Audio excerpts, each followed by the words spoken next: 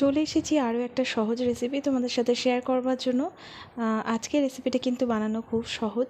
তো প্রথমেই দেখো এখানে আমি একটু চীনাবাদাম নিয়েছি, যেটাকে একটু আমি ড্রাই রোস্ট করে নেব। তো ড্রাই রোস্ট হয়ে গেছে, ওটাকে আমি একটু সাইডে রেখে দিচ্ছি যাতে একটু ঠান্ডা হয়, কারণ ঠান্ডা হলে ওটার খোসাটা ছাড়ানো যাবে। আর এদিকে দেখো কয়েকটা সবজি নিয়েছি, যার মধ্যে প্রথমেই আছে পেঁয়াজ, এদিকে টমেটো, শসা আর কাঁচা লঙ্কা।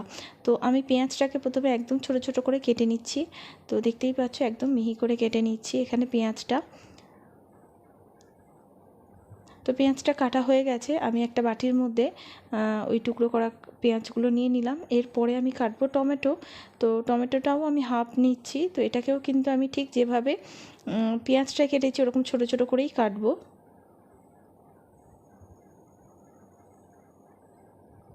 তো দেখো টমেটোটাও কিন্তু সেরকম ছোট ছোট করে কেটে নিয়েছি পেঁয়াজের মতো, সেটাকেও আমি এখানে বাটিটার মধ্যে দিয়ে দিলাম। এরপরে আমি নিয়েছি শসা।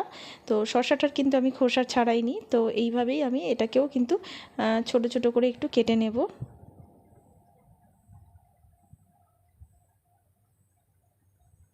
আর এর সাথে আমি লঙ্কা দিচ্ছি। তো লঙ্কাটা যে যার মানে ঝাল বুঝে নিতে হবে। এছাড়াও যদি ধনেপাতা থাকে অ্যাভেলেবেল তাহলে সেটাও দেওয়া যেতে পারে, তবে আমার কাছে ছিল না বলে আমি দিইনি। আর এখানে দেখো আমি কয়েকটা পাঁপড় ভেজে নিচ্ছি।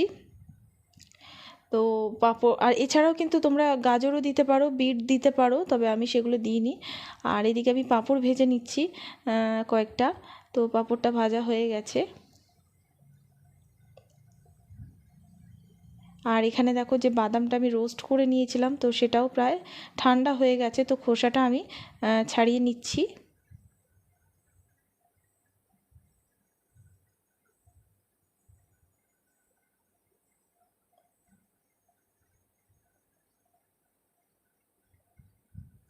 খোসাটা ছাড়ানোর পর বাদামগুলো আলাদা করে নিয়েছি। আর এদিকে দেখো যেটার মধ্যে আমি শসা, টমেটো ওগুলো দিয়েছিলাম, তার মধ্যে দেখো ছোলা দিলাম।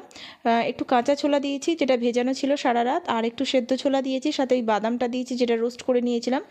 কিছু মশলা দিলাম, যার মধ্যে একটু আমচুর পাউডার আছে, একটু গোলমরিচের গুঁড়ো আছে, বিট নুন আছে, আর সাথে একটু চাট মশলা আর একটু লেবুর রস। তো সব কিছু দিয়ে দেখো একটু ভালো করে এখানে মিশিয়ে নিয়েছি। তো আরও একটু আমি চিলি ফ্লেক্স এর মধ্যে অ্যাড করলাম, সেটাও ভালো করে দেখো এর মধ্যে আমি মিশিয়ে নিচ্ছি।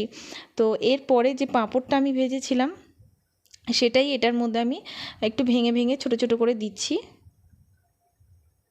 তো ব্যাস এটাকে এবারে মিশিয়ে নিলেই কিন্তু এটা রেডি হয়ে যাবে। তো এরকম অনেক রেসিপি কিন্তু আমার চ্যানেলে আছে, অবশ্যই চেক আউট করে নিও। আর এই রেসিপিটা খেতে কিন্তু সত্যিই হেলদি একটা রেসিপি, বানানো তো খুবই সহজ। তো এরকম অনেক রেসিপি আমার চ্যানেলে আছে, দেখে নিও। ভালো থেকো, আবারও দেখা হবে নতুন কোনো রেসিপির সাথে।